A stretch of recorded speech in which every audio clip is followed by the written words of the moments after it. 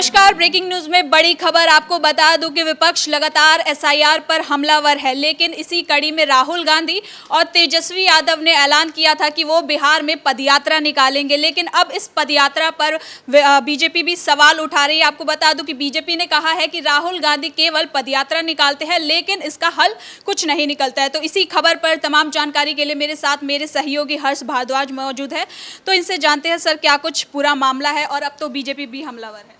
देखिए, राहुल गांधी की अगर बात करें तो राहुल गांधी जिस तरीके से पदयात्रा निकालने वाले हैं सासाराम से, और कहा जा रहा है कि राहुल गांधी और तेजस्वी यादव कहीं ना कहीं बीजेपी को घेरने की कोशिश करेंगे, एनडीए सरकार को घेरने की कोशिश करेंगे, चाहे फिर वो एसआईआर के मुद्दे पर हो या फिर विकास के मुद्दे पर हो। ये बात खासतौर पर कही जा रही है। लेकिन बीजेपी ने तगड़ा कटाक्ष किया है, चाहे फिर सम्राट चौधरी हो या फिर विजय सिन्हा हो। उनकी तरफ से कहा गया है कि राहुल गांधी सिर्फ और सिर्फ पदयात्रा तक ही सीमित रह जाएंगे, क्योंकि राहुल गांधी का कोई बेस बिहार के अंदर है नहीं, कांग्रेस का संगठन उतना मजबूत है नहीं, और आगे आने वाले समय में कांग्रेस पूरी तरीके से धाराशायी होने वाली है, या तो पूरा महागठबंधन ही धाराशायी हो जाएगा, क्योंकि लोग एनडीए को कहीं ना कहीं पसंद कर रहे हैं। साथ ही साथ ये भी कहा गया कि राहुल गांधी सिर्फ जो कांग्रेस दिखाने की कोशिश करे कि राहुल गांधी एक चेहरा है, और जो राजगद्दी पर बिठाने की कोशिश कांग्रेस की हमेशा से रही है, वो कहीं ना कहीं कांग्रेस को ले डूबेगी। ये बात भी बीजेपी की तरफ से कही गई है, और वाकई कहीं ना कहीं ये सही भी है, क्योंकि राहुल गांधी को राजगद्दी पर बिठाने के चक्कर में कहीं ना कहीं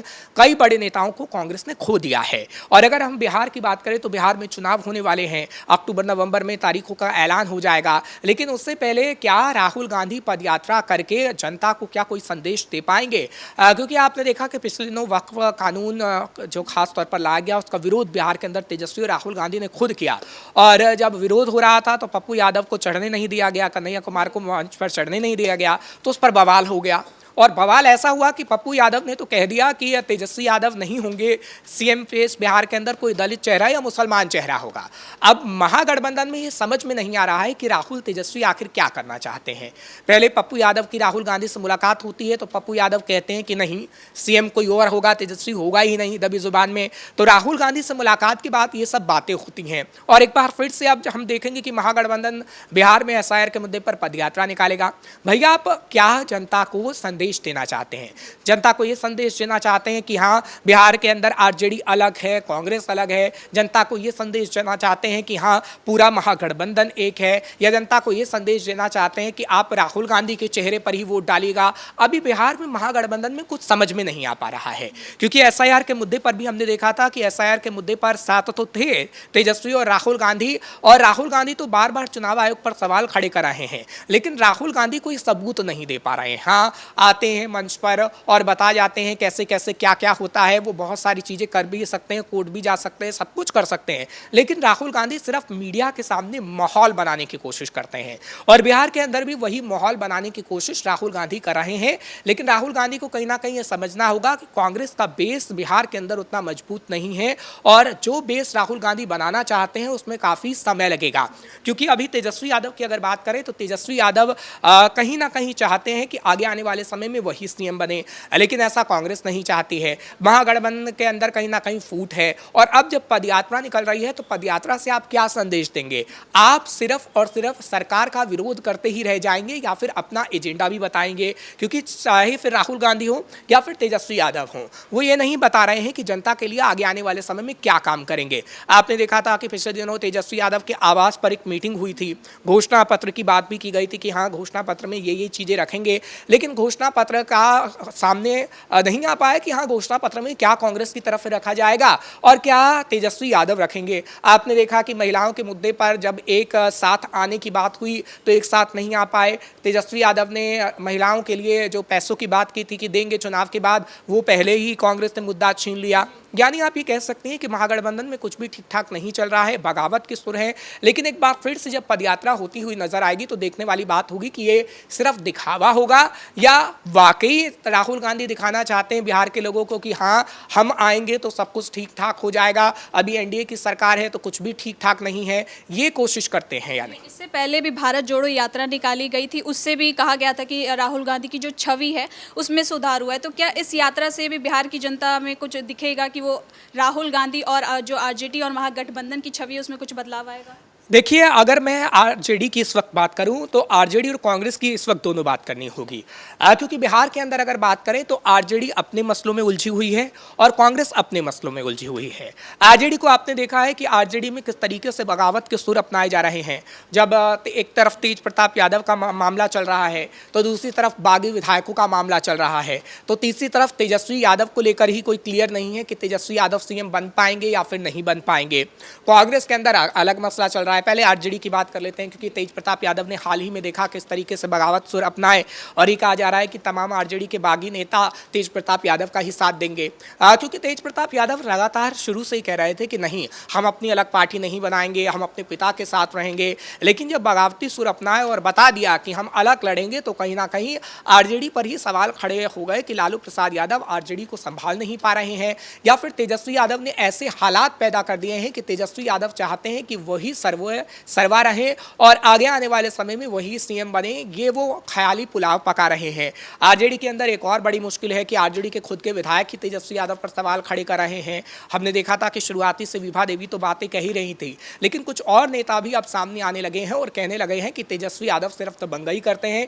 तेजस्वी यादव जिसके जेब में करोड़ों रुपया रहता है उसी को टिकट देते हैं, तो वो भी कहीं ना कहीं तेजस्वी यादव के लिए मुश्किलें खड़ी कर रहा है। तीसरी तरफ हम देख रहे हैं कि लालू प्रसाद यादव अभी तक सिर्फ यही सपना संजोए बैठे हैं कि हाँ, सीएम बनाना है तेजस्वी को। लेकिन क्या आपके पास एजेंडा है? सिर्फ आप ये कह देने भर से कि तेजस्वी यादव आगे आने वाले समय में सीएम बन रहे हैं, इतने से नहीं होता है। आपको कहीं ना कहीं उसके लिए काम करना होगा, लेकिन वो काम कहीं ना कहीं तेजस्वी यादव कर नहीं पा रहे हैं। अब बात करते हैं कांग्रेस की, क्योंकि कांग्रेस भी कहीं ना कहीं अपनी उलझन में फंसी हुई है। हमने देखा कि एक तरफ तो ये कहा जाता है कि महागठबंधन में सब कुछ ठीक ठाक चल रहा है, लेकिन कन्हैया कुमार को बिहार में जब यात्रा करवाई जाती है तो उससे साफ नजर आता है कि कहीं ना कहीं आरजेडी को ये बताने की कोशिश कांग्रेस कर रही है कि हम अपने बलबूते भी बिहार में उतर सकते हैं और अपने बलबूते भी बहुत सारी चीजें कर सकते हैं। तो क्या आने वाले समय में आरजेडी और कांग्रेस में भी ये देखने को मिलेगा कि दोनों एक दूसरे के खिलाफ हो सकते हैं? देखिए, खिलाफ और बगावत के सुर तो अभी से ही उठने लगे हैं। हाँ, एसआईआर का मुद्दा हो या फिर कानून का मुद्दा हो, तब हमने ज़रूर देखा है कि एक साथ तस्वीर नज़र आती है।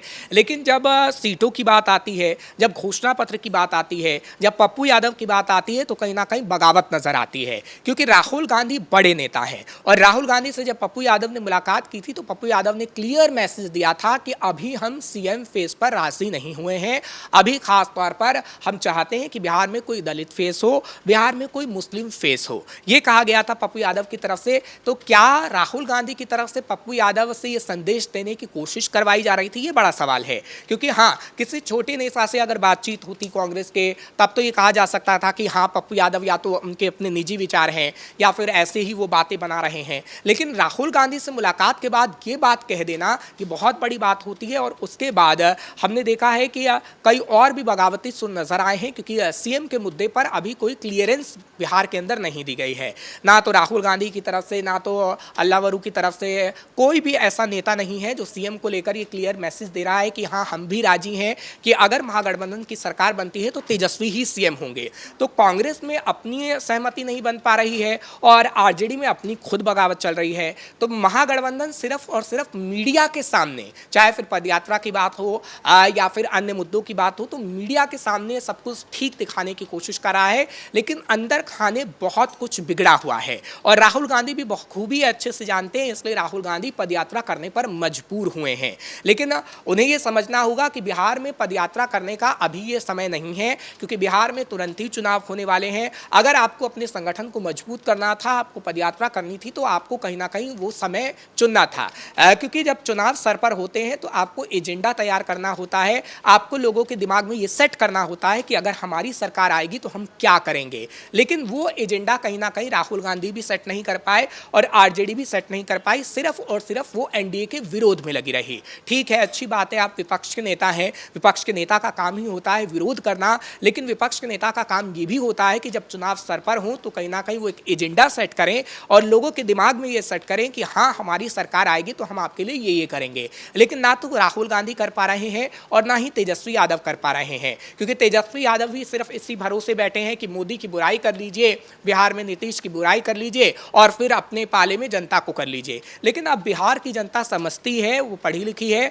और वो जानती है कि हमें किसे वोट करना है। अब वो समझ रही है कि हाँ, किसने सड़कों का निर्माण किया है, किसने पुलों का निर्माण किया है, कौन क्या बिहार के अंदर कर रहा है। तो जनता का फैसला ही सर्वोपरि होगा, क्योंकि लोकतंत्र में जनता सर्वोपरि होती है और थोड़े दिनों में ये पता भी लग जाएगा। बहुत बहुत शुक्रिया आपका इन सभी तमाम जानकारी के लिए। तो आने वाले समय में पता चलेगा कि राहुल गांधी और तेजस्वी की यात्रा बिहार की जनता को साथ पाती है या नहीं। तो फिलहाल के लिए इस ब्रेकिंग में इतना ही। कैमरा पर्सन राजकुमार के साथ मैं सृष्टि शाह।